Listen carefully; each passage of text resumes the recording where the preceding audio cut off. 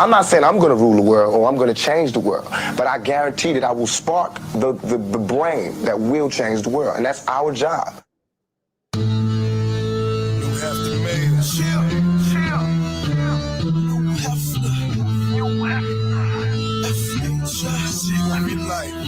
What up,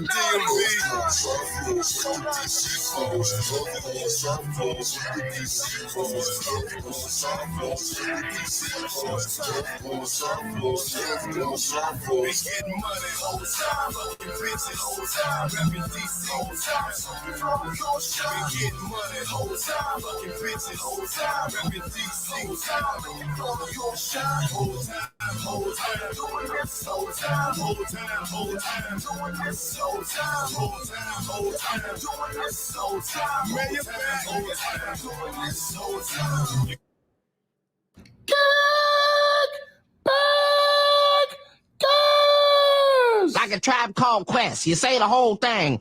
Kickback. It's like a Tribe Called Quest. You say the whole thing. Also known as the Black CNN and the Revolution will be televised. I'm no breaks new, the righteous ratchet. If you throw it, I'll catch it. If you got it, I'll match it. Each and every week, except the last couple of weeks. We right back at it. I am the Black Savage, the Magneto of my people. And today we got to talk about gender wars. No, not participating. Got a whole nother angle. This ain't the I hate black women, I hate black men episode. No. And to make sure it was done right, I had to bring on the corporate black girl, Brittany Sade, to make sure she keep me in line so I don't go too far, and somebody that I already know is going toe the line as well. So what up, Britt? Where's like my clapping, like my intro? Like, You know what? Where are your applause? Hold on one second. Like do that again. Like what are you doing? We So much for having me. Thank you. Hold on, let me get some gunshots in there and some horns.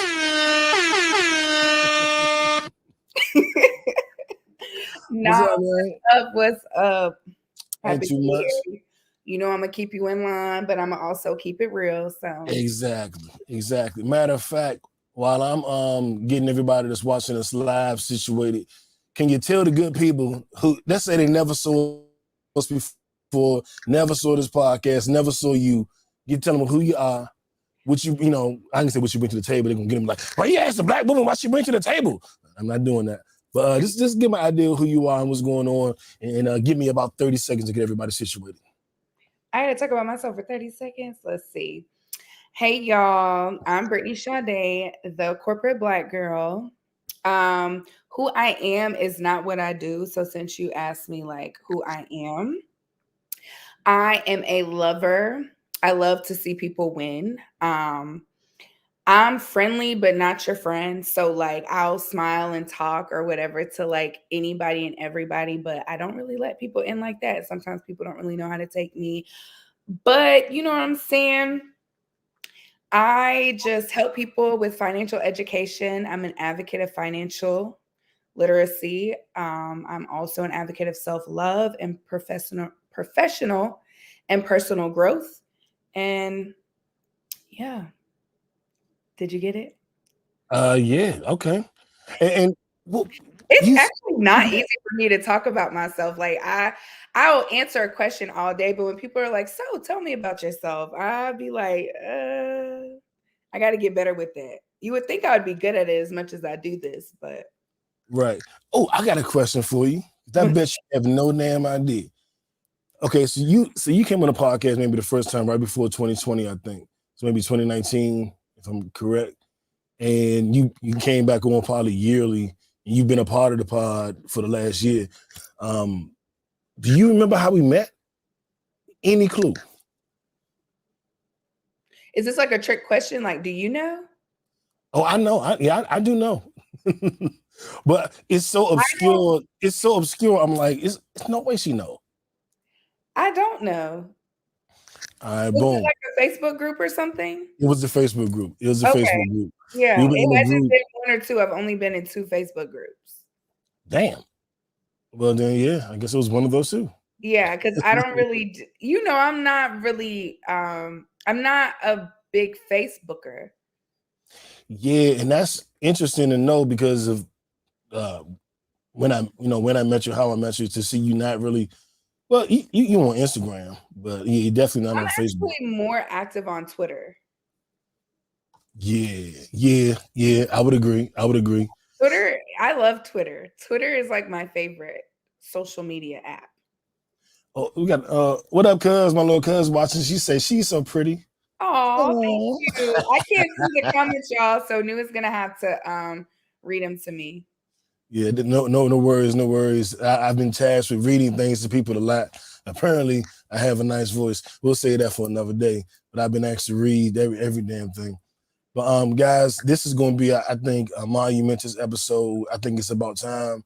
I'll tell you exactly why when we do our high low, and I think it's time for the high low. So let me bring up my high low drop. Now, high low. Who wants to go first? All right, Britt, you want to go first, or you want me to go first? What up, Ty? I'll go first. So my high was actually today. So I'll make a very long story short. So I am a trust advisor, and with our trusts, we sometimes are named as executor for estates. So I had a client who passed away. We had to probate the will, and that's a very long process in Fulton County. And you have to set up appointments, stuff like that. And so we were like, well, we weren't, they were like, you know what, let's like task Brittany with going down to the probate court, and let's just see if like she can leave with like the papers today, like the basically the court processing and accepting and having us letters of testamentary, we're now executor, right? And so I went down there, and long story short, it got processed. Unfortunately, like the judge, like the individual who was there, obviously only certain people can sign off on the letter. So I won't get them till the end of the week, but at least I got in there. I didn't give up, and we got the will like probated and processed, which is like a really big deal because it's like, mm, you know, my smile and my talking got that done for our clients because it was a really long process, honestly. Like it took us forever to get to the will, and everybody knows like when you have an estate and you really have assets and things of that nature, it's a process. So we were trying to get things done as soon as possible. So I was happy to be able to come back with good news. That's like my high was today. My low,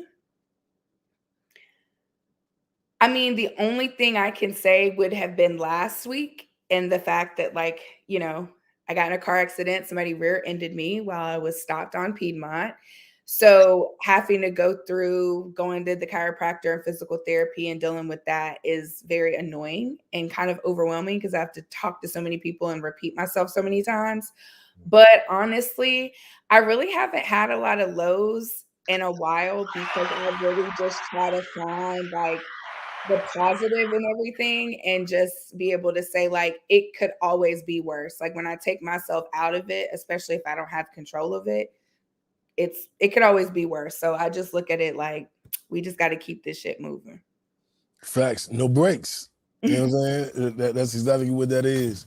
And piggybacking off of your high, I have a little bit of experience in that. I've transitioned from doing auto and home insurance to life insurance. And so I'm dealing with a lot of people who are, final stages, or they have a loved one in the final stages. Yeah. And when you're talking to these people, they all have had someone who was in their final stages and either had coverage or didn't have coverage. They had an issue getting the money. I lost my aunt who raised me this year, and like the money is, thank you, but the money still hasn't come. You know what I'm saying? So it's like, what's going on? And now I'm an agent, so I'm like, like what are they doing over there that's making it so difficult? Because our system is pretty streamlined. Mm-hmm. You just kind of go like, I can feel what you're saying, and I know That's how it feels. one aspect of it, and this is probably like a whole other episode. But a lot of that is because a lot of people, especially like within our community, we don't understand the things that need to be set up prior to make sure that we have access, like something as simple as your parents or, your aunt or guardian having somebody on the account, not as an authorized user, but as an account owner. So that way, even if that person passes away, you still have access to the funds in the bank account. Even a pay on death doesn't work because that's still like attributable to the estate. So that's one concept of it. You know what I mean? Credit cards, authorized users, those don't work. Even if you have a power of attorney, when a person passes away, that power of attorney is no longer like it's voided. That's only while a person is living. No, I didn't know that. Yes, a power of Damn. attorney is only while a person is living, because that is just simply saying that this individual does not have the capacity, or they are giving you the authority for whatever reason, that power of attorney, because you know you have limited and durable, but they are here to say, I'm granting you this power while I'm alive. That's why people talk about wills, you know, regardless of how much you're worth.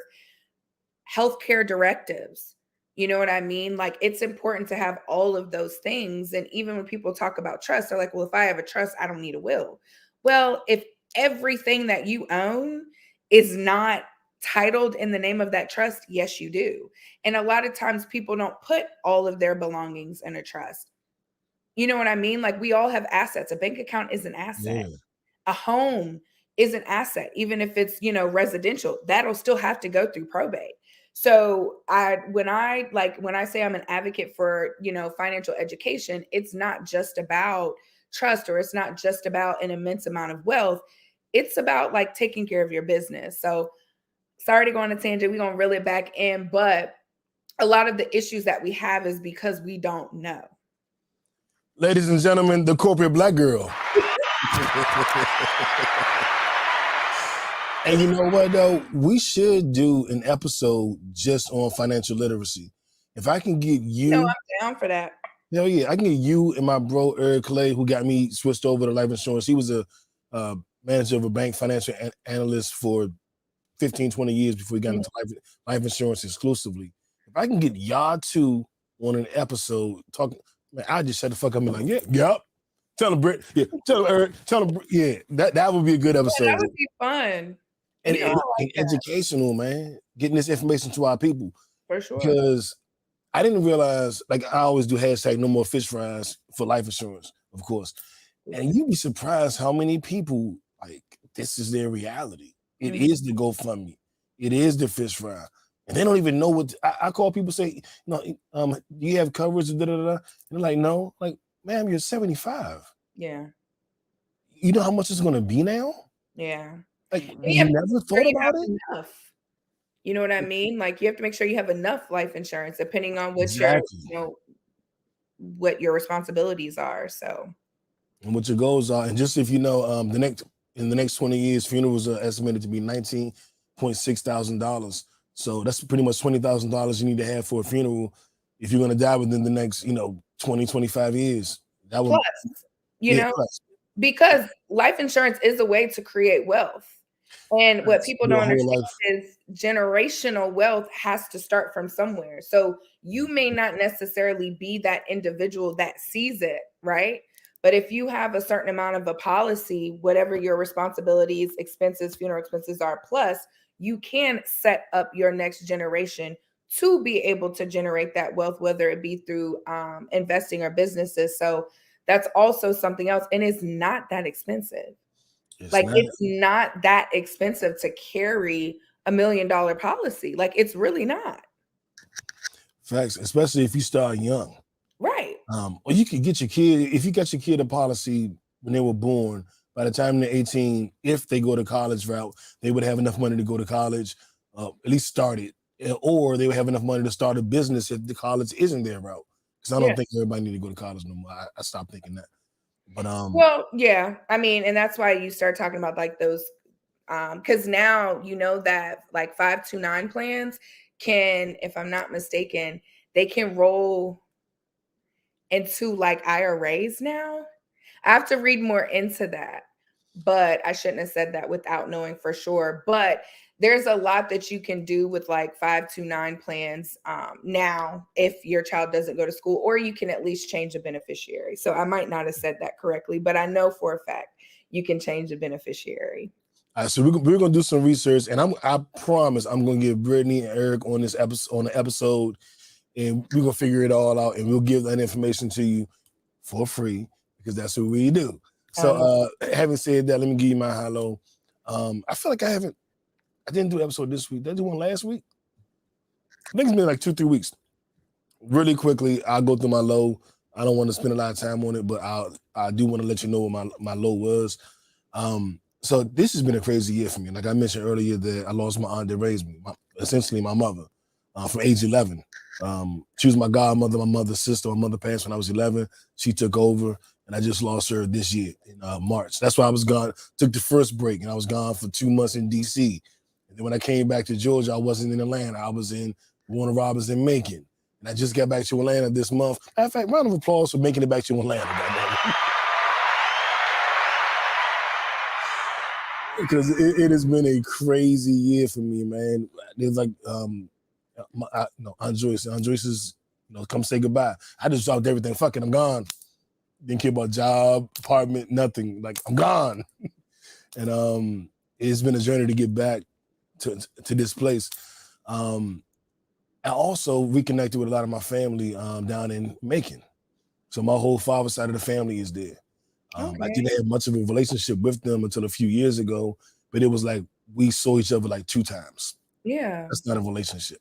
So everything kind of happens for a reason. You know, like there was something that came out of that. Absolutely. And that's been 4 months down there. Yeah. I got to know, all my cousins, my uncles and my aunts, my nieces and my nephews, my grandmother, and that we call Mima, and she passed the night before I moved back to Atlanta.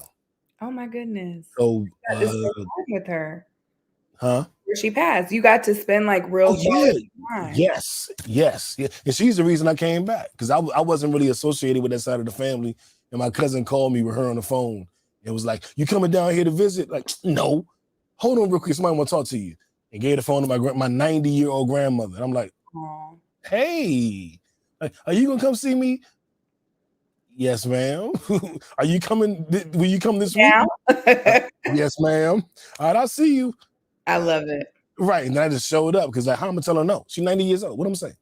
And she was 95 when she passed. It was the August 30th or 31st. It was the day before. I moved back September 1st. So it was the day before, whatever that was, 30th or 31st. And as I'm leaving her funeral, I get a text that one of my little cousins had been killed. Oh my goodness. I was like, all right, dog, what we doing? What we doing? I am literally in my black, like, what we doing right now? And that was my low. As I'm sure you all can imagine, that kind of threw me off balance a little bit. And I didn't do an episode last week, and I just didn't want to really, I guess, be bothered. I needed some solitude, some kind of get my mind right. And but my high, because there is a high. I'm back in Atlanta, back in my my own space, and life insurance is taking off. I'm having the best month I've ever had. All these women that I only want a rich man. I'm here, baby. I'm here. That's right. I love that. You know what I'm saying? That's right. Business is good, and that would be my high. Is that I've hit my groove. I've kind of gotten over the emotional hurdles that I had to go through, and I'm feeling good. Good. Life is good. Despite all the BS, life is straight. And then I think Jesus said it best. All right. So, all right, Britt, let's get into our conversation for the week, man. Because let me find my drops, because we got some stuff to talk about this week.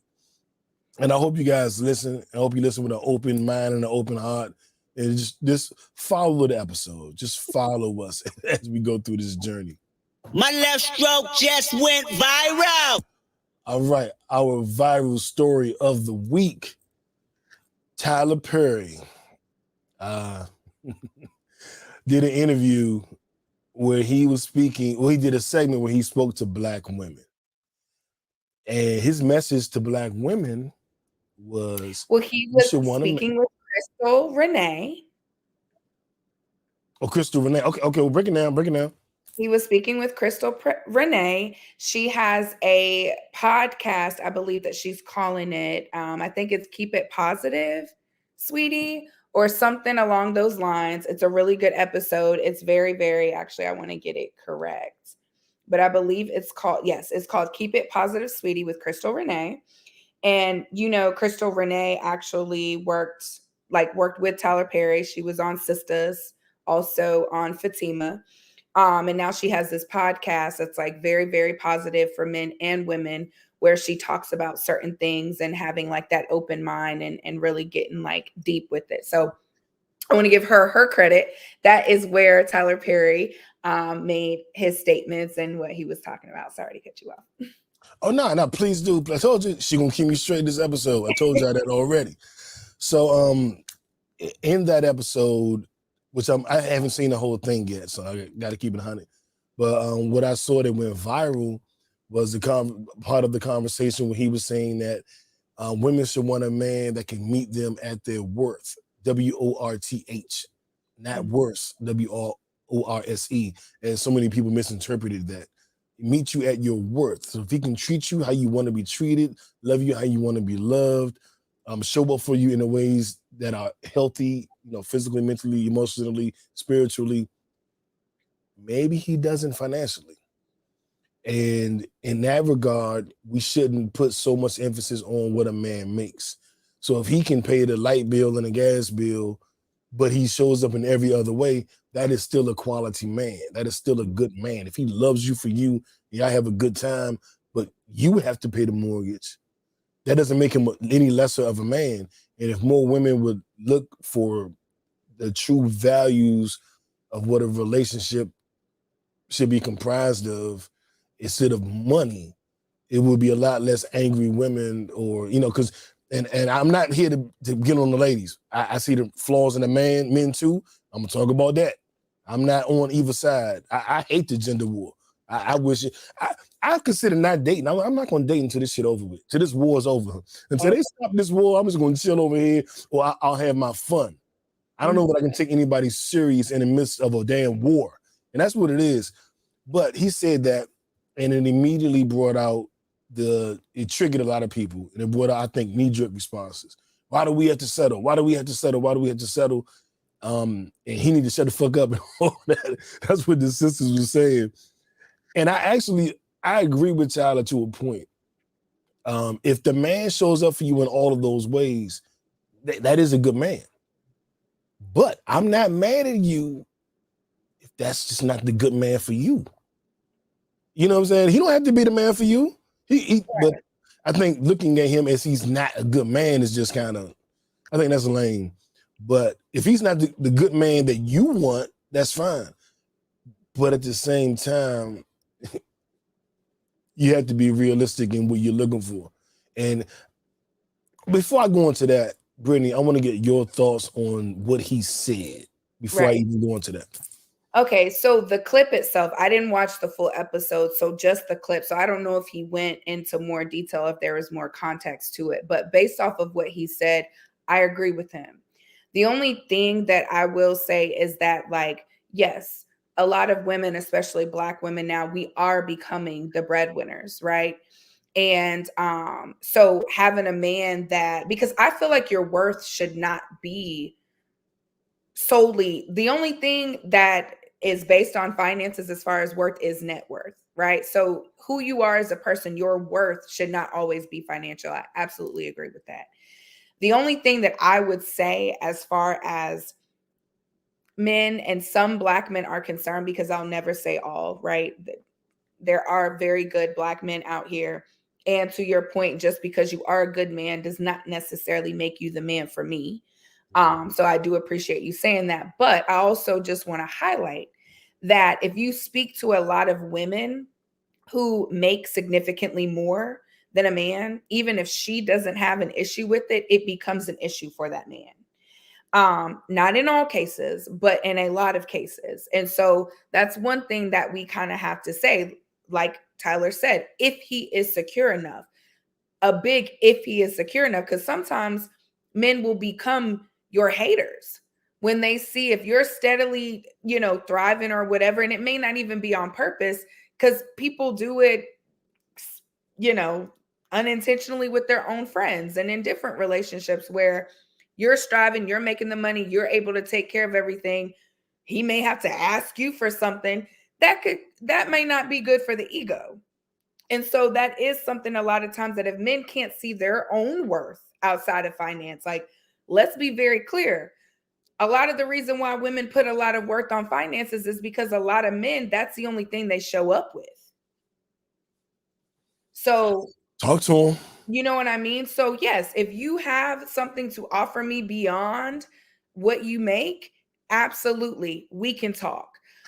So I want to be very clear about that. And I feel like with a lot of women, they may not articulate it in that way, but that is an issue that we see as far as dating men when it comes to financials.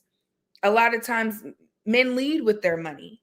Like men with money, they lead with their money. What else can you give me outside of that money? You know what I mean? Like, so I think that there has to be a little bit more context and a little bit more of a conversation beyond that, as saying as, okay, well, if we're going to come down and we're not going to put a man's worth or an individual's worth based on their finances, then people have to stop making that the only thing that they're bringing to the table. I agree 100%. We used to like, and I don't know, I think maybe because I was a starving artist, you know, I'm a creative, you know, I was rapping and doing all these creative things and before I got into the corporate world. And so I wasn't always the richest, you know what I'm saying? So I never led with money. You know, I would like to think I always had enough money, you know what I'm saying? But I never led with it. I led with personality, with charm, with humor. I do a podcast. Obviously, I love to talk. And so I've kind of led with that. And we used to laugh at dudes that led with money. We was like, oh, you ain't got no game. You know what I'm saying? Like, you ain't got no, that's what you leading with? You ain't got no game. Like, all right, corny.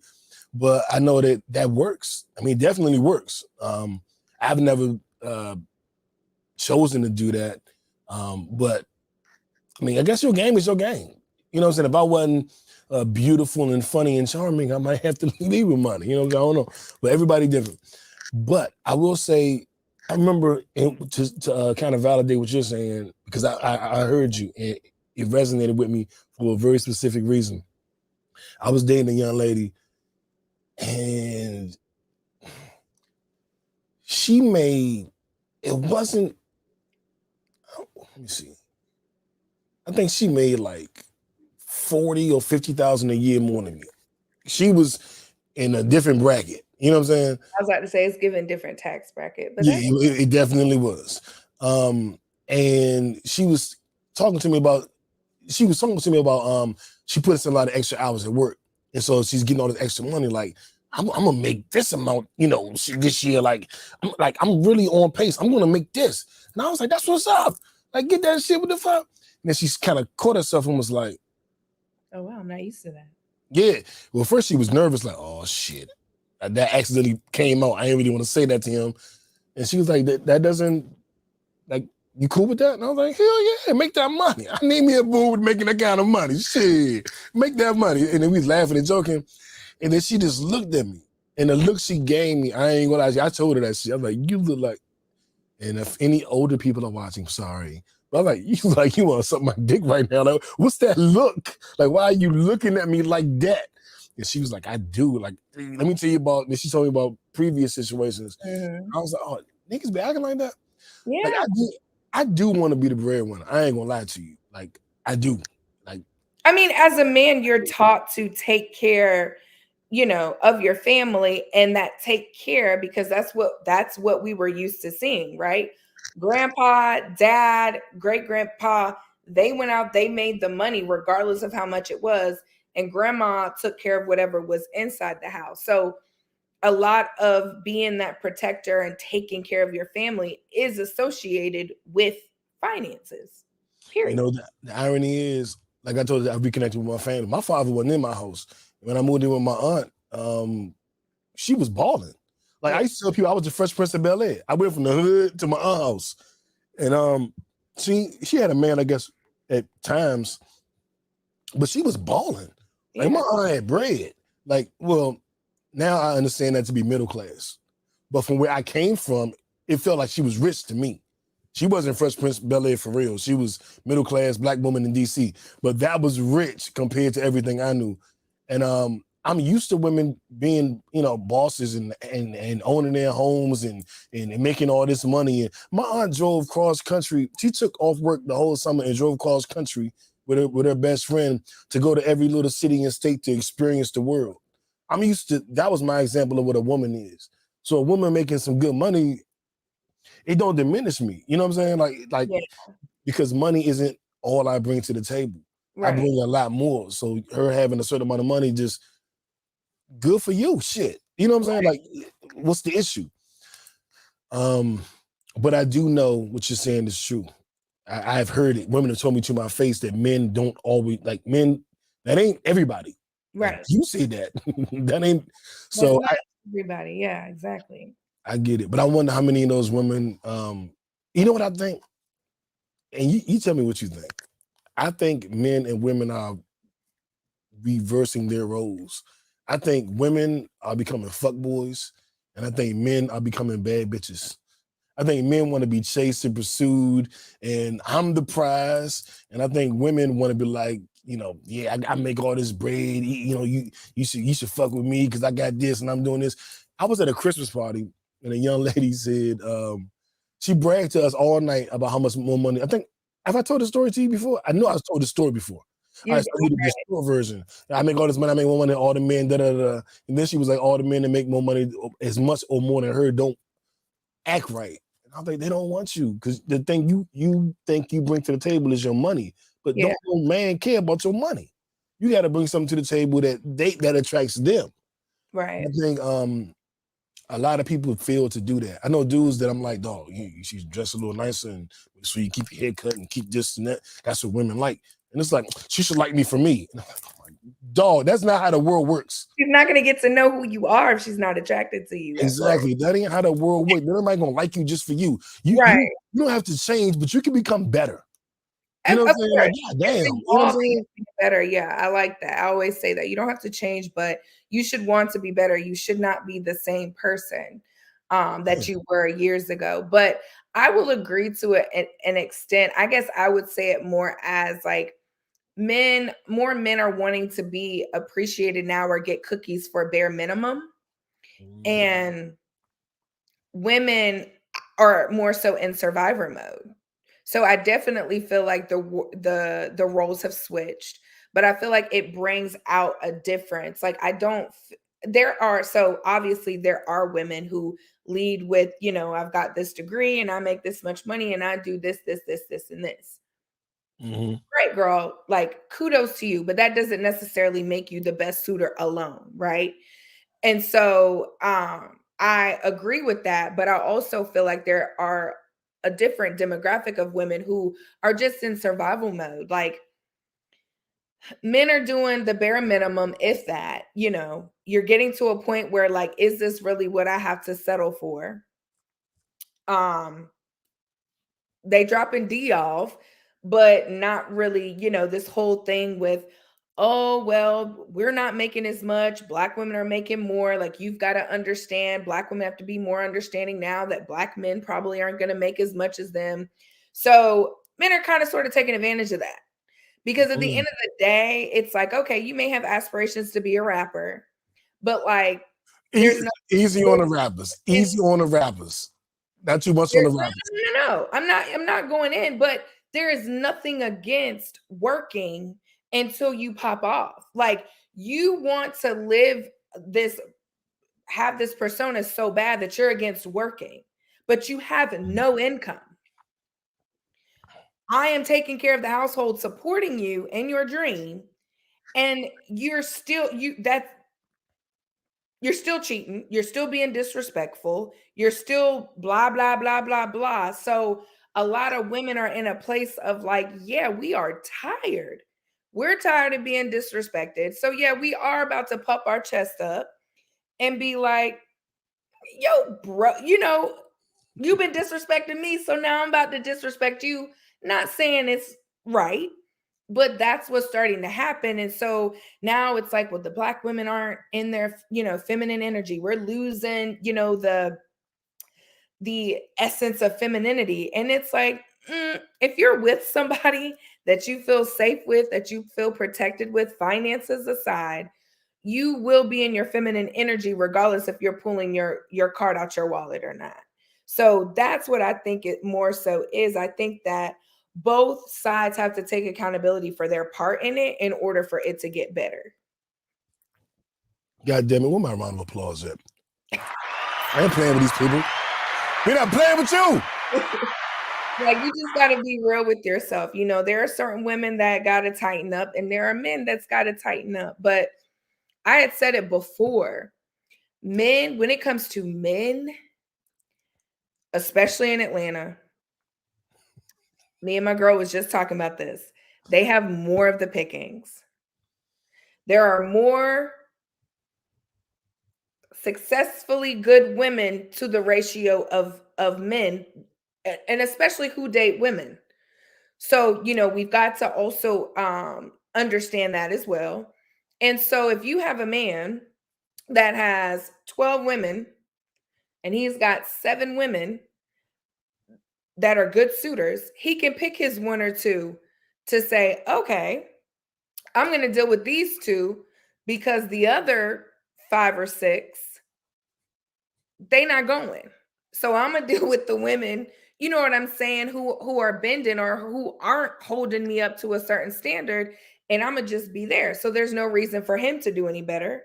And then with the women, we're so like, damn, what are we going to be alone? Are we going to have to settle for being alone that now we're bending and we're not, it doesn't necessarily bring happiness. Eventually you're going to get tired. And that's where that puff your chest up, that leading with your money comes in, because you end up kind of resenting a little bit after a certain period of time when you're settling. So I feel like men and women both have to be better in order for relationships to be better as a whole, if that makes sense. I 100% agree. I am not here to say that men doing everything right and the ladies are fucking up. Nope. I done seen more men fucking up than the ladies. I honestly feel like that, and you know I'm a girl's girl, you know I'm a ride for women, but I don't date women, so I can't talk about experiences dating women. But I have had conversations with respectable men that will talk about certain things, and it gets to a point where you have to say like, okay, you know, dang, like it's kind of happening on both sides. I can't relate personally because of who I am and because of the people that my friends and stuff. That's not what I'm used to, but there are different things that both sides can work on. I wouldn't say we have the same issue, but we have issues nonetheless. I agree a 1,000,000,000%.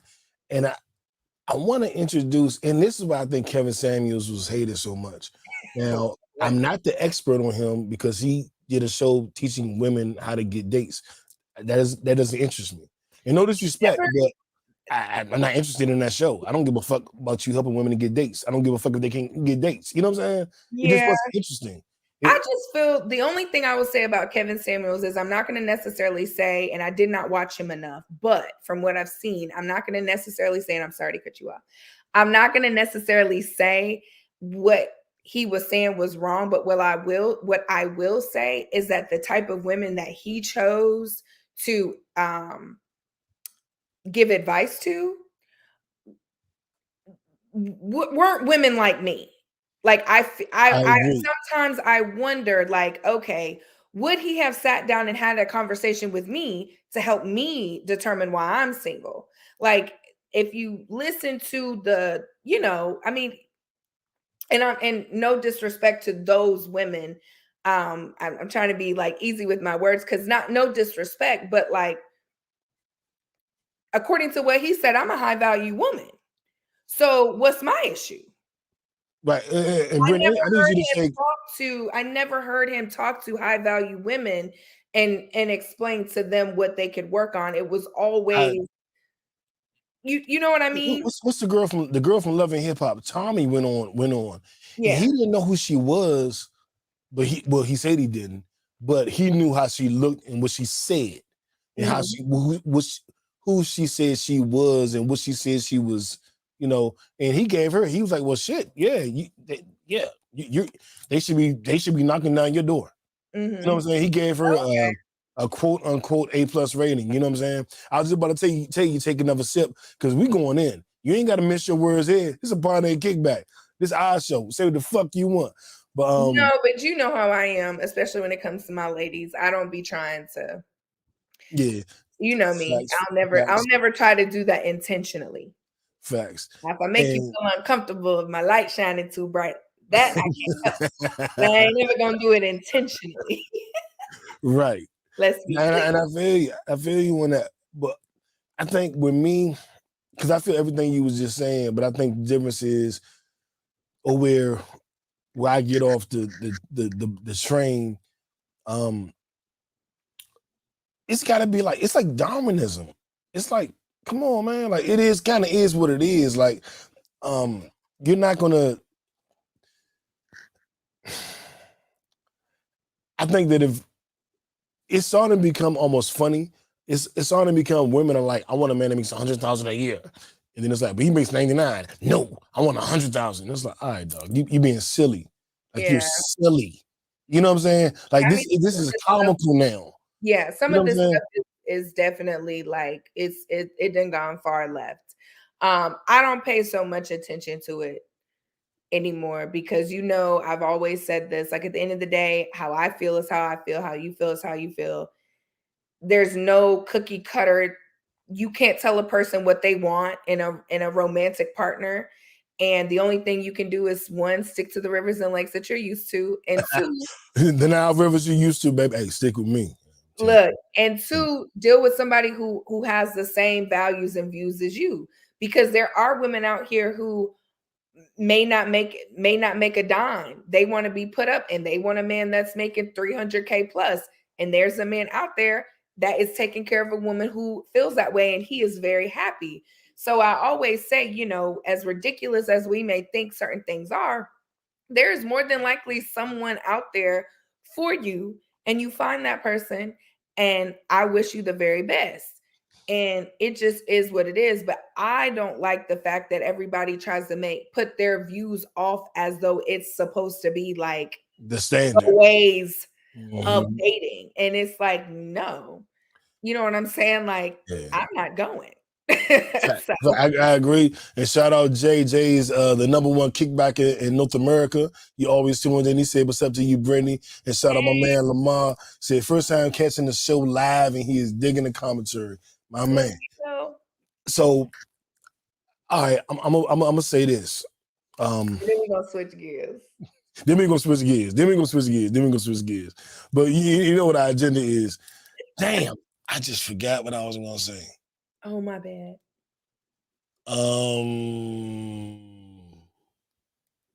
It was something. It was dealing with this. Damn. All right. You trying to help me get it? Like, you got it. It's just, damn. It was really dealing with this. What did you just say last about the? So the last thing I said was, I'm not going. Like, you can't put what you feel or your opinion about dating on everybody. But you're allowed to feel how you feel. Okay, I'm gonna try to feel my way through it. Everybody is allowed to feel how they feel, but I do think that, damn, I don't want to go into a tangent. I want to figure out what the fuck I was gonna say, but I can't think of it right now. He said I was thinking about Ashanti. Probably. I tell you what, we're gonna move on, and if it comes back to me, and it was good. But if it comes back to me, we'll get back to it. All good. So let's move on. We're going to our what the fuck story of the week, and everything kind of sticks with this theme. But we will get into some sports and some other shit. But everything kind of sticks to this theme because this is something we got to talk about, y'all. It's the mayor. Stay fly, stay high. What the fuck? What the fuck? You know what it is. What the fuck? You know that's me singing, right? I know.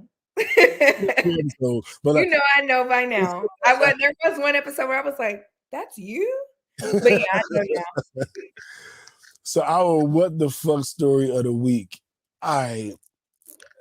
everybody says, goals, couple goals, and I'm not 100% sure I consider this couple goals. You and your wife are together. She, allegedly attacks a woman and gets sent to jail for 10 years. That ain't couple goals, but I really respected the fact that in this scenario, it was portrayed as the man holding the woman down while she was in jail. We've heard a billion stories of women holding men down while they were locked up.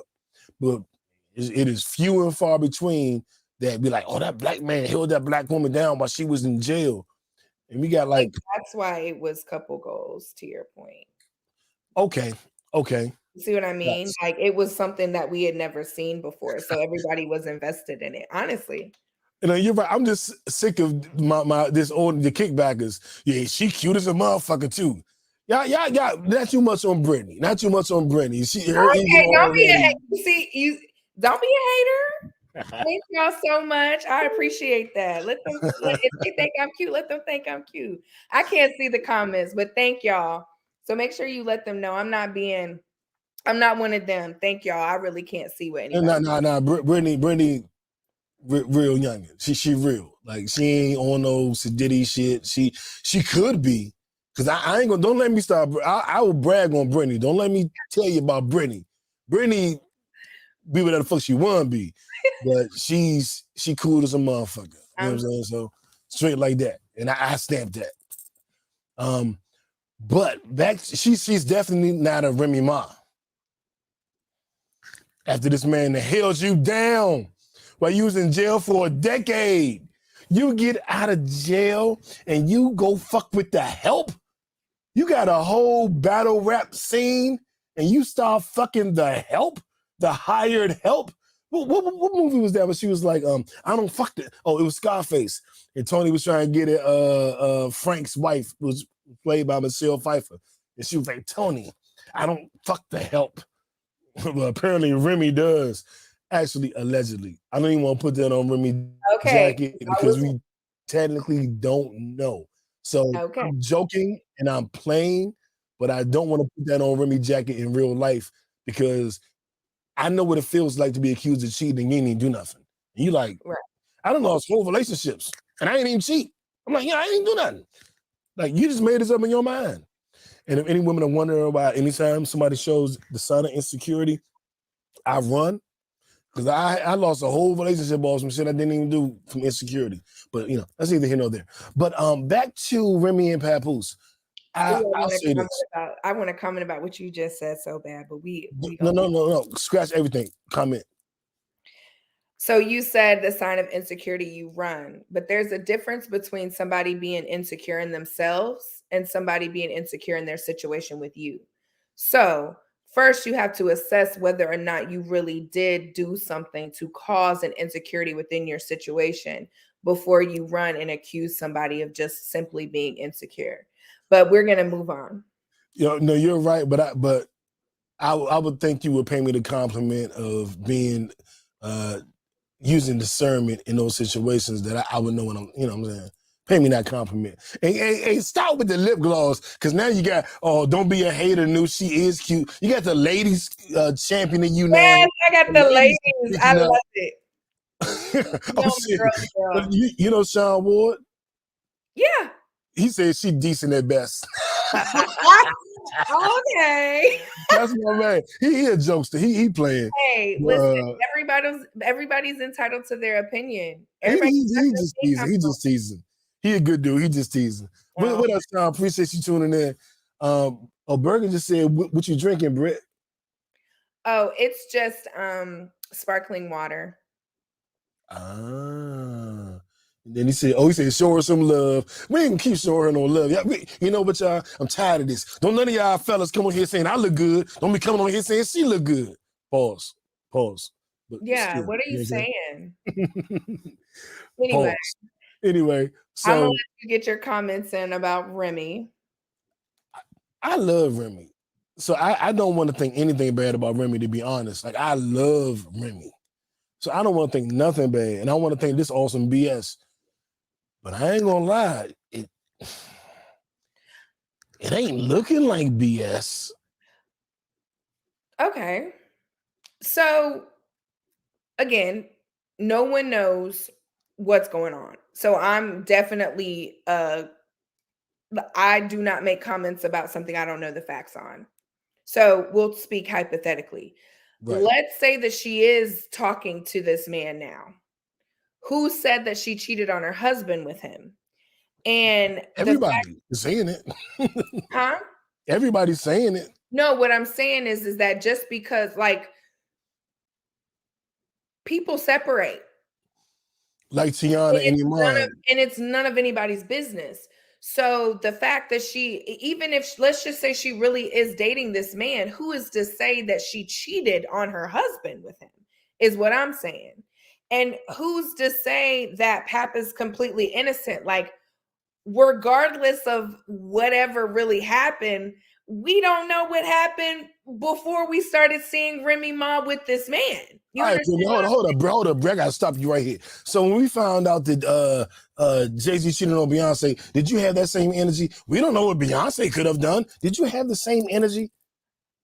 Well, we didn't find out Jay-Z cheated on Beyonce until she came out with Lemonade. Right, but did you say, maybe Jay-Z could have done something too? Did you say that? No, did you listen to the songs? Clearly, Beyonce was in this kitchen half naked. No, we all thought Jay-Z. Jay-Z album came out first, but he admitted he cheated. Do that shit again, you're gonna lose your wife.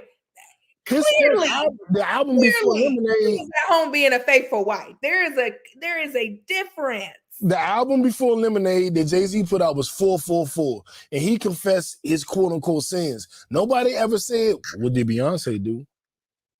No, but what I'm saying is that talk to me. We don't know whether Remy Ma and Papoose they may be legally married. They might be legally separated. We don't know what their agreement is, what their situation is, whether or not Remy Ma was so I try not to make comments until I know the full story. Now, if it comes out and it's like Remy Ma absolutely cheated on Papoose, okay, now we can have a different conversation. But I am not about to sit here and say my girl did anything wrong because we don't. Right. Do you give your boy the same grace? Absolutely. I'm an equal opportunist, and you know that. I am a girl's girl. I'm gonna hold my women down now. Uh-huh. But I'm so tired of this lesbian activity in the comments. Wait, what? Brittany's lashes are on point. Brittany speaking for the ladies. Brittany. Why? Hold on. Whoa. Why does a woman hyping up another woman have to be lesbian? See, y'all I'm just joking. I'm just joking. I know don't beat me up. I know you joking. I'm not gonna beat you up. But the only reason why I'm touching on that is because people love to point out when Black women are in competition. Y'all be in competition with each other. Y'all But anytime that a woman is showing another woman any type of appreciation, oh, do you like women? Like, no. Well, not romantically, but I love women. Romantically. But like, no, you know what I'm saying? I'm just not a hater. So anyway. I'm just teasing. That's my homie. I'm just teasing. I can't see the love. I can't see the comments, but don't do that. Yeah, she can't see the comments. That's another reason why I'm bringing them up to you, because I know you can't see them. Yeah. But I'm bringing them up to you in the way I love that. Whoever that is, thank you. Clarissa. Thank you, boo. So I do not think that she would have had the same energy if it was a man being accused of cheating. I think you would be like, this motherfucker, this month did it again. No, because you know me. And you know that I don't have that approach. I really don't. That's true. But okay, so I'm speaking to the audience. Ladies, y'all know y'all wouldn't be giving the same grace. Y'all know it. But I will say this, real talk. Positive energy, and if you pray prayers for Remy and Pap, I don't know what they're going through. They could be going through nothing. They could be sitting at home in the bed right now like, what the fuck are these people even talking about? Right. Or this could be some crazy shit, because the story was she cheated. amicably separated. Like we Well, really, the reason that it's a story is because the rumor is she cheated with him with Easy the Block Captain. Papoose came and beat his ass, and she's still hanging with him, still doing shows with him, still doing things with him. So because the that one story, battle rapper had said that, right? Like that's well, how it came it out. happened before the battle rapper. That was already the rumor. That had been a rumor for months. And then when the other battle rapper mentioned it, it was like, because we're all wondering if it's true. They never came out to say it wasn't true or it is true or we are separated. The rumor for about 3 months has been she fucked this dude and Papoose beat his ass. He said, Papoose, you better tell the people what really happened or I'm going to expose the truth. That was 3 months ago. Nothing has happened in 3 months. Then this battle happens. She's standing side by side with the guys he's accused of cheating with. And his opponent says, hey, Remy, you fucked this dude. Da, da, da, da. So now everybody's like, you gave no explanation, but now you're riding shotgun with dude. You're out at dinner getting paparazzi pictures with this dude. So, Remy, what the fuck happened? All it looks like is she did cheat. She's with Papoose is in none of this shit. He ain't nowhere to be found. No pictures of them two together, no nothing. So all we've seen is she allegedly cheated with this dude. Papoose beat him up. And now she's everywhere with this dude. And Papoose is nowhere to be found. So it just leaves you like, well, I ain't, you know. They haven't been, wait, so Remy and Papoose haven't been anywhere together since this allegedly came out? No, not photographed. You know, if it ain't on Instagram, it ain't real. I mean, funny. But I mean, funny. Because me and my girl could play that off for promotion for her battle rap scene. If they don't see us together, they're gonna think this, and they're gonna wonder if I'm at your event. And I'm gonna, we could, so I'm not saying that Remy and Pap and Easy the Block Captain are sitting down at dinner tonight like, these motherfuckers is going crazy thinking y'all cheated. We making money off this shit. That could very well be true. You never know. Yeah, you never know.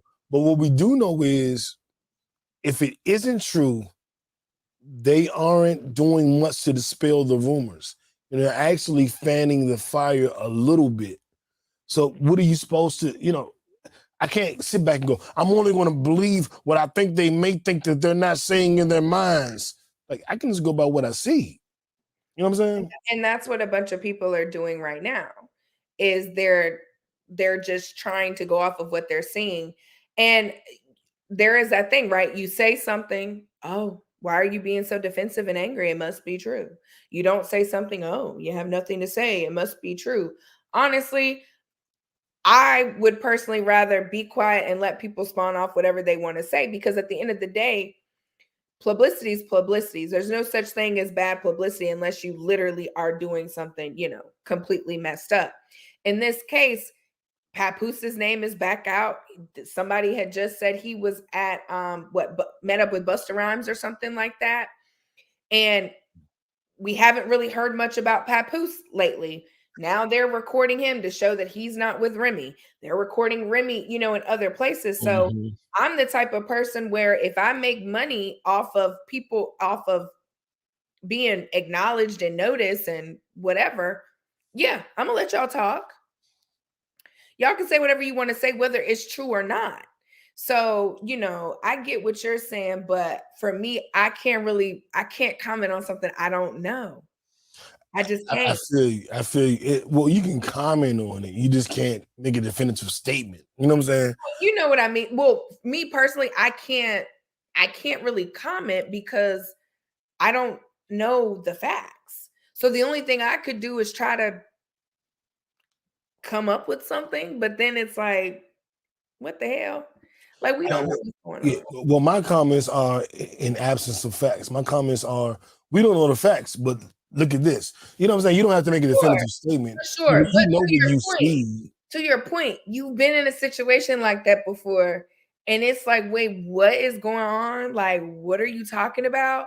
So I guess for me, also being in situations similar to that, I'm like, I don't know. A lie unchecked becomes the truth. You know what I'm saying? Like, eventually we're gonna be able to run this back. Like, something is gonna come out where we're gonna be able to talk about it. You know what I'm saying? I'm a proponent of a lie unchecked becomes the truth. So I'm not gonna let You know, I'm not gonna let you get the wrong idea about me. Now, some shit ain't big enough to speak on. This is not the small rumor. But Remy had already come out when it first came out and said that she never cheated on him. So after I come out and I tell y'all I haven't cheated and somebody says something during a battle rap, what do I look like defending that? Because a lot of times, whether it's true or not, a lot of times in them battle rap, like they be going for the jug, they be saying stuff you right on purpose to get a rise. Right. So it's like, it really could be a situation on what is there to actually comment on. Like, you know what I'm saying? Like, I ain't mad at that. I ain't mad at that perspective either. I never heard Remy's denial. Somebody has said when it first came out, she had basically made a statement like, I'm not cheating on, like, apparently she had denied the rumors. Well, then that's all you need. In my opinion, that's all you need to say. If you said it, then you said it.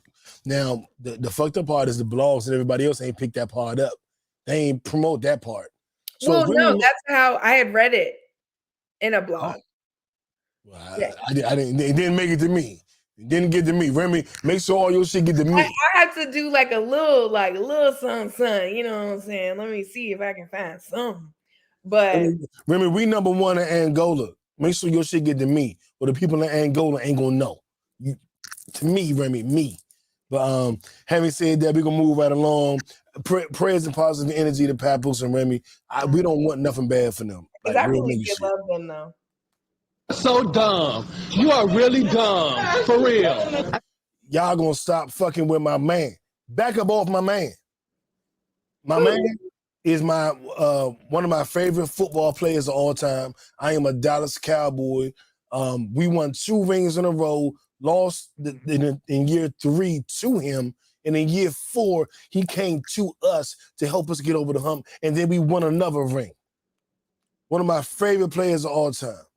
I invited Brittany on to the podcast. We were laughing and joking at the end of the podcast. She got a call, and I was like, all right, yeah, we laughing and joking. I'm like, who that? And it happened to be his daughter. Then a few months later, she brought his daughter on the podcast, and we did one of my personal favorite shows that we've ever done with all 4 of us together. Shout out to JB. When it was me back when me and JB was hosting, and we had Britt on and we had his daughter on. Back up off my man. He was one of the best cornerbacks in the NFL. I believe the greatest cornerback in the history of the NFL, and probably a top 5 athlete of all time in any sport. He played both sides of the football, well, all 3 sides of the ball in the NFL, and played in Major League Baseball. Super Bowl rings and pennants. Then he went to a HBCU and transformed that program, brought more money in than they ever seen, and brought them to a level of prominence they never experienced. Then he went to a team that was 1-11, a Power 5 team, where the big money at, well, the mid to major money is at. And that team was 1-11. He won that first game, so now he matched the win total from last year. He won his second game. He doubled the win total from last year. He won his third game. He tripled the win total from last year. Then he had a tougher opponent in his first year, and he lost. And he is now the unforgivable 3-1 on the year. How dare you be 3-1 on the year when the year before you were 1-11? You got some fucking nerve, Deion Sanders, to be 3-1 when the year before they only won 1 game total. Man, y'all shut the fuck up. This is a stupid conversation. He is going to get that team to where he wants that team to be, where he needs it to be over time. But in his first year, to triple the win total, it's really nothing to talk about. It's really nothing to debate.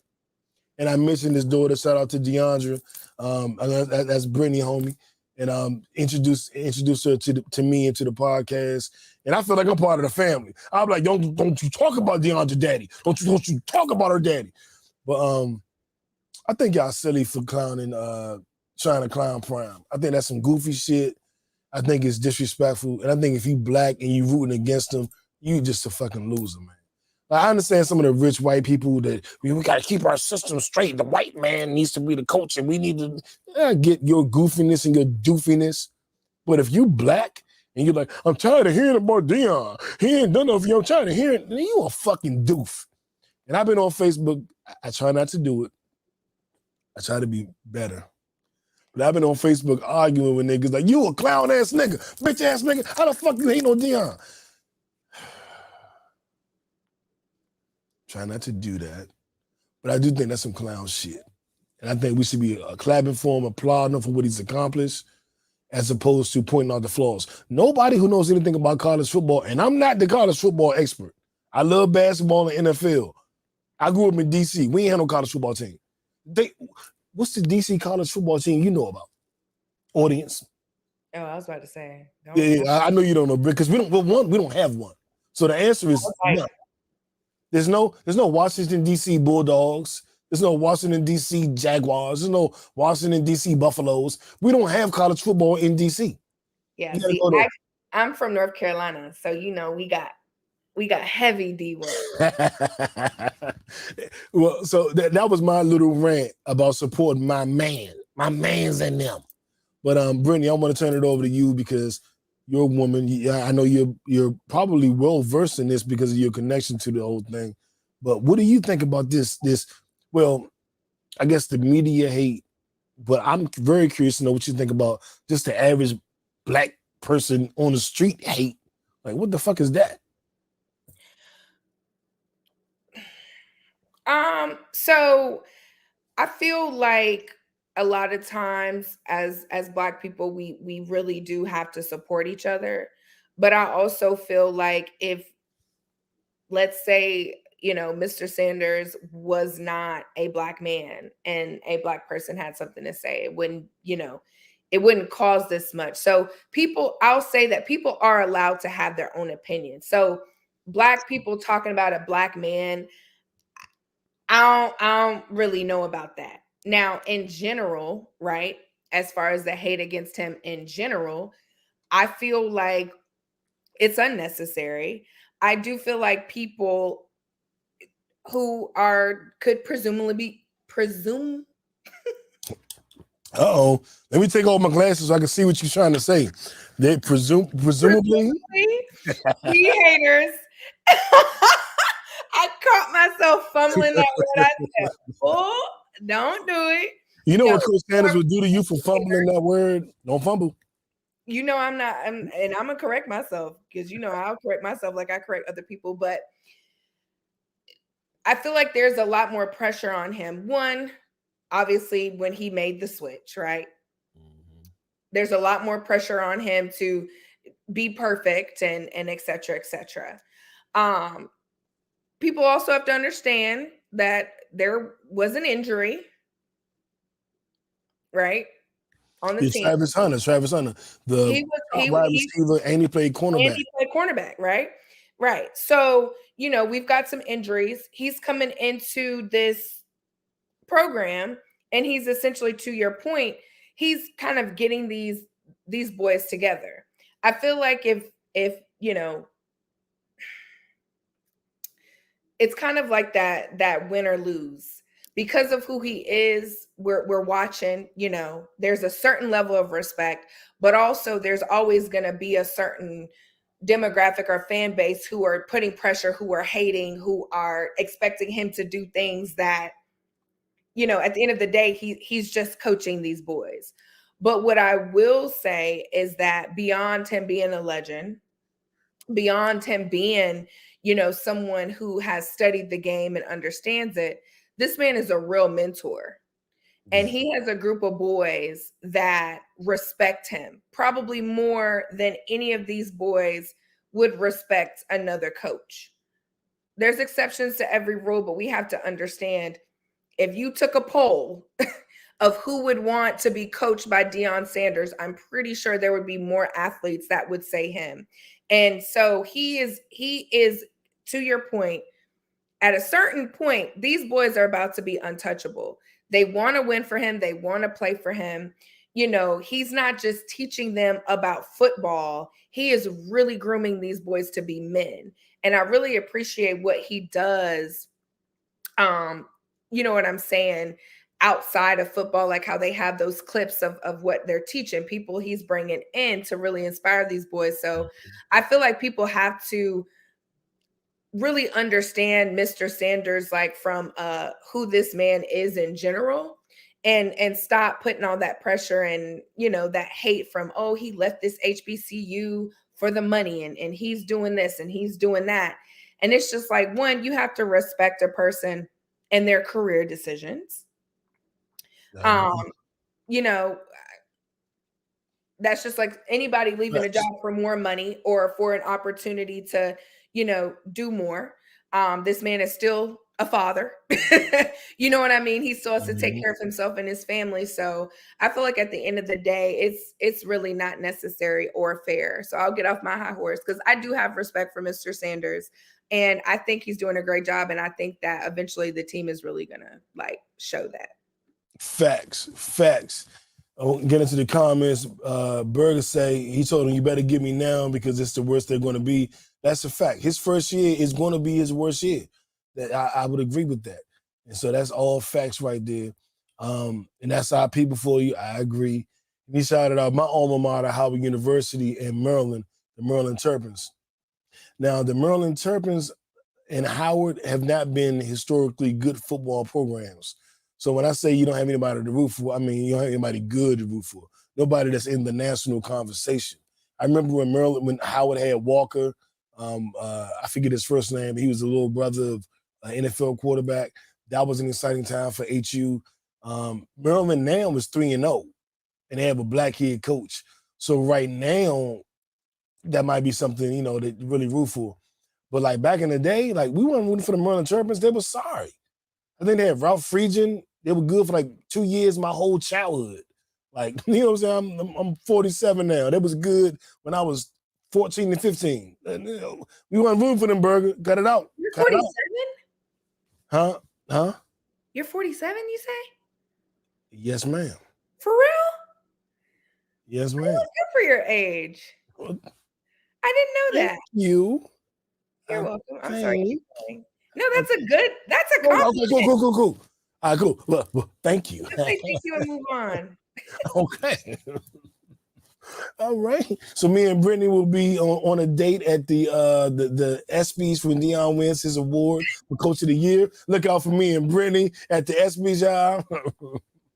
I don't know if I'm gonna make it there, but we'll see. You know what, Brittany? You know what? I'm gonna move right along. Okay. I'm sweating because the AC ain't on, and I haven't gone to cut it on because I'm in the middle of the podcast. Burger always, that's my big brother. He always got something to say. I said, up, Burger, leave me alone. Try to get through this podcast.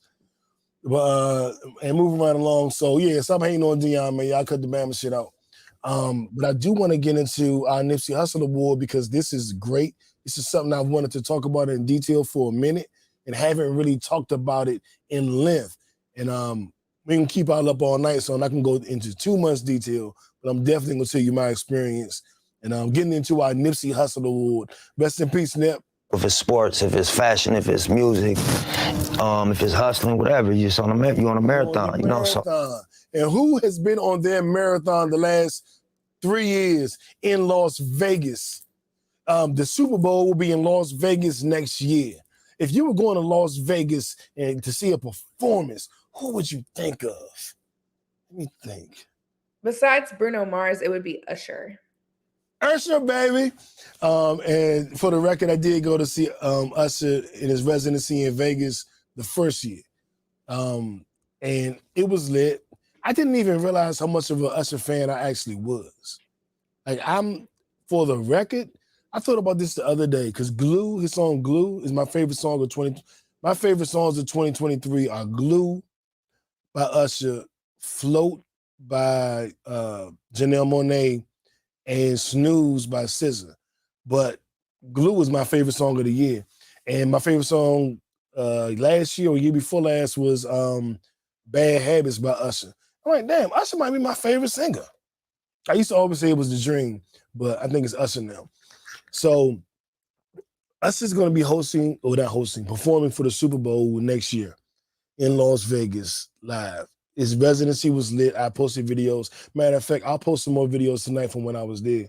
But I can't think of a better person. Even if it wasn't in Vegas, I couldn't think of a better person. But the fact that it's in Vegas, there's absolutely not a better person. Where my goddamn round of applause at? Before I get your take on it, Brittany. Just round of applause for Usher, because I think this is going to be one of the best Super Bowl performances of all damn time. And it's going to be black as a motherfucker. What you think, Britt? So I don't know about all time. Because like all time, we got to really think back of all the performances. But I will say Usher puts on an amazing performance. And so I know for a fact it's going to be a really, really good performance for sure. I mean, it's Usher, like at the end of the day. So I'm excited for him. I'm excited for the Super Bowl. I think, you know, after Rihanna, I feel like she did an amazing job. Even with the little belly, like Rihanna's Rihanna, I love her. I might be biased, but I feel like Usher's going to come in on that energy and he's going to keep that going. Like it's definitely going to be a halftime to want to watch. It's going to be one of them like, okay, y'all, everybody be quiet. Like turn the music off, turn the TV up for show. And we about to really sit here and watch that. So I'm excited. Man, Usher going to put on them roller skates like he do in Vegas and do them skate. He not going to have his strippers. So that's gonna be a little bit different. Yeah, he's but not. He can get on them roller skates and be skating around and singing. That show gonna be. I'm more excited about who he's gonna bring out. I don't think he's bringing nobody but Lil Jon and Ludacris for Okay. I don't think he's bringing nobody else. So you don't think he would bring out like JT in Miami? Remember they had that song when he was on them roller skates for real? No, I do not think he's bringing the City Girls to the Super Bowl. No. You don't think so? Nope. I like the song though. And it was their song. He was just on the hook. So no, he's not bringing the City Girls to the Super Bowl. Why wouldn't he? Don't say it like that. Because City Girls is down by like 100 points based on what Remy Ma cheating on Papoose. Y'all down. He not bringing y'all when y'all down. Anyway. City Girls are definitely up. No. Remy drops y'all down, so y'all definitely down. We're not going to do that because we don't even know what Remy's doing. Allegedly. All right, but I am excited for it. You excited for it? I'm very excited for it. All right, and let's see what we got next before we close out. We have, this or that. And then we're going to let y'all go to sleep because I know y'all getting old. And Brittany getting old too. I'm just saying. Respectfully. Okay, I'm getting old because I can't find my this or that. So apparently I'm the old one now. You just have to put your glasses on. Oh shit. Let me get my glasses. Damn, that's so bad.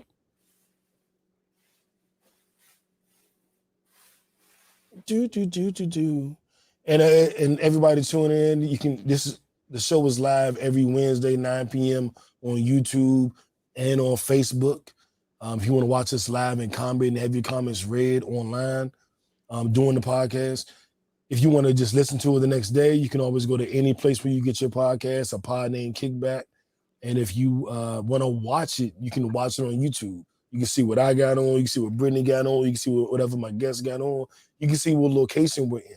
We're not always in the same place. So any of that, make sure you follow, like, and subscribe. If you're on Apple Podcasts, give us a 5-star review and a comment. That shit helps with marketing dollars. Brittany, I got a $4 check from Facebook this month. I know that's right. $4. I am very upset. Oh. I've been making memes and reels and shit, and I've never gotten a fucking $4 check. I'm like, dog, what happened this month? What happened this month?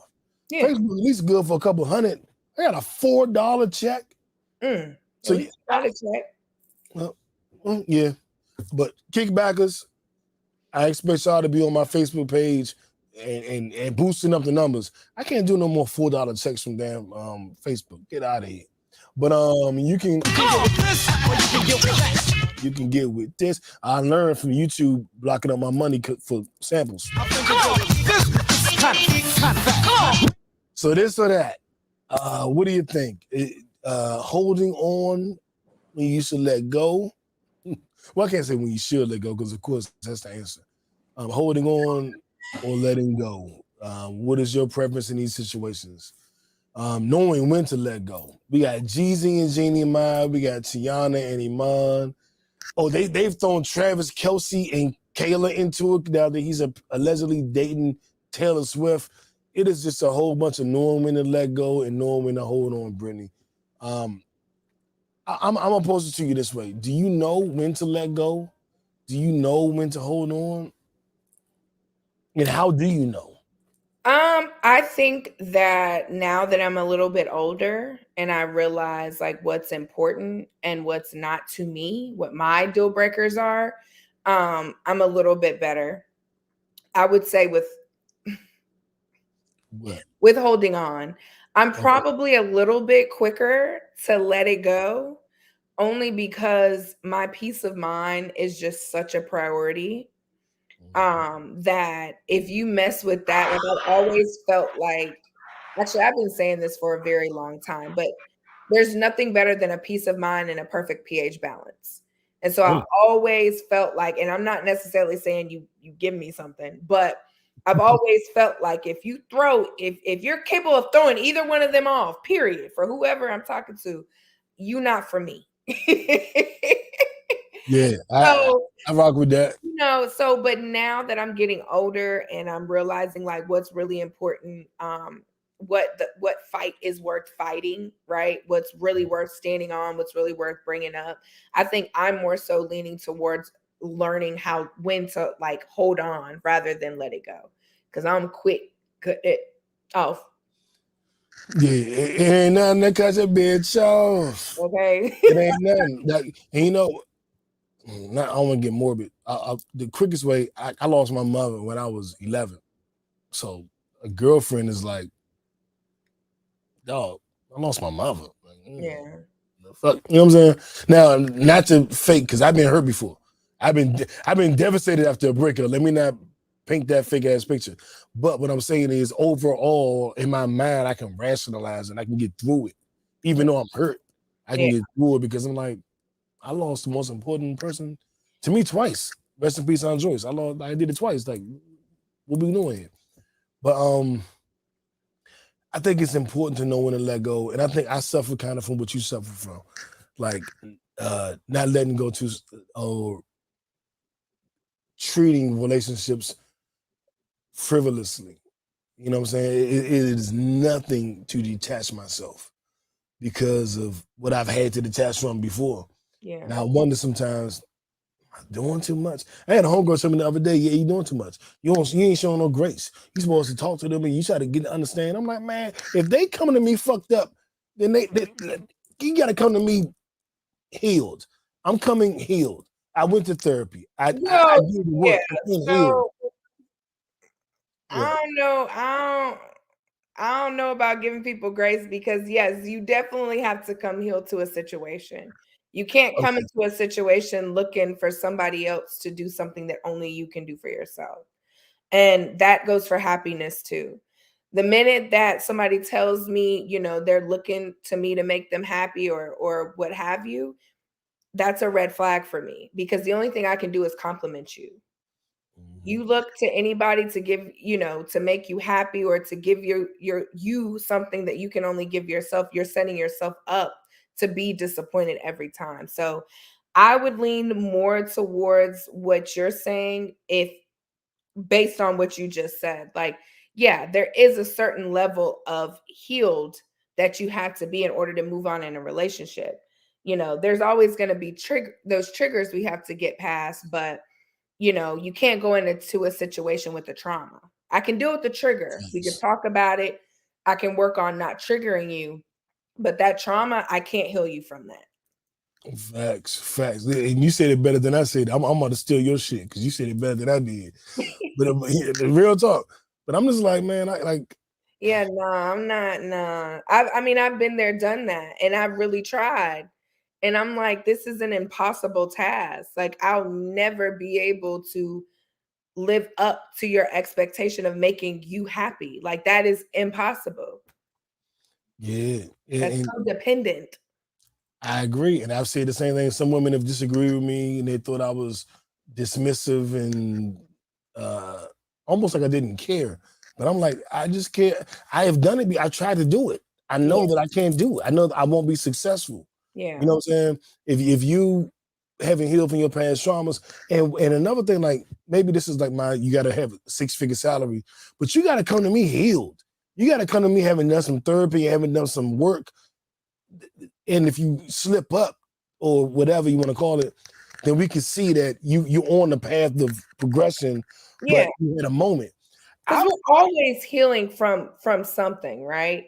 Facts. So you know what I mean? So I say that with understanding that, but trauma, if you have a relationship trauma, I can't help you with that.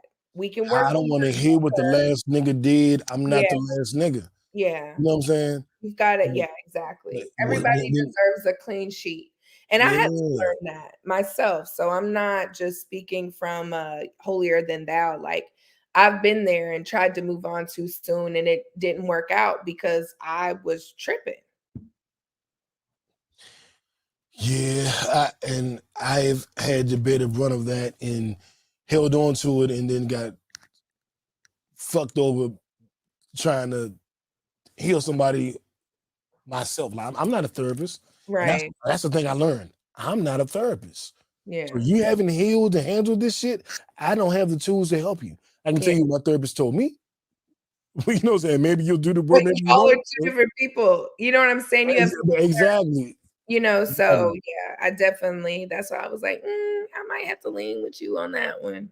But I am all for giving people grace. Like nobody's perfect, but it really depends on what it is. I agree.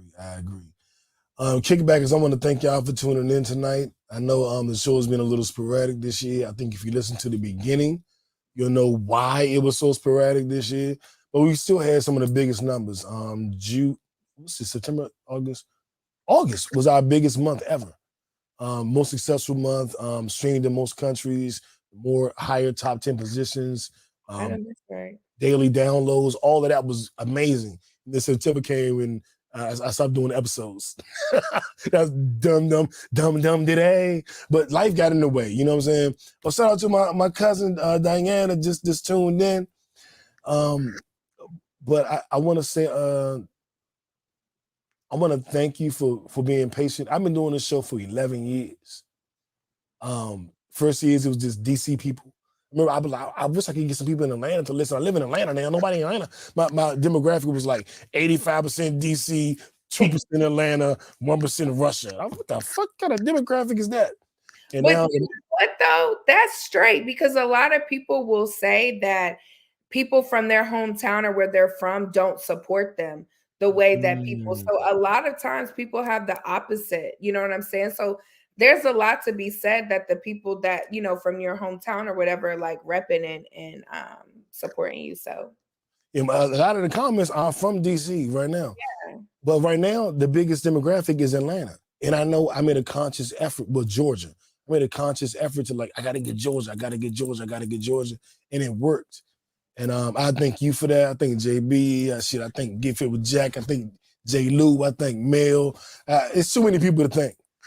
Cocktails, Poor Minds, everybody that's played a part in helping me, Tahoe in New York, to get to the next level. Sex with Ashley, her big ass following. Thank all of you. The episodes will be consistent now. We're back to a level of consistency because I've gotten through my traumas. I did the work, ladies. You know what I'm saying? So we'll be doing that more often. Brittany, I want to thank you. I know I have kept you up way past your bedtime, but I appreciate you being here with me. I didn't want to do this topic without you. So I thank you so much because I knew you was I knew what you was coming with. You know what I'm saying? So I appreciate you.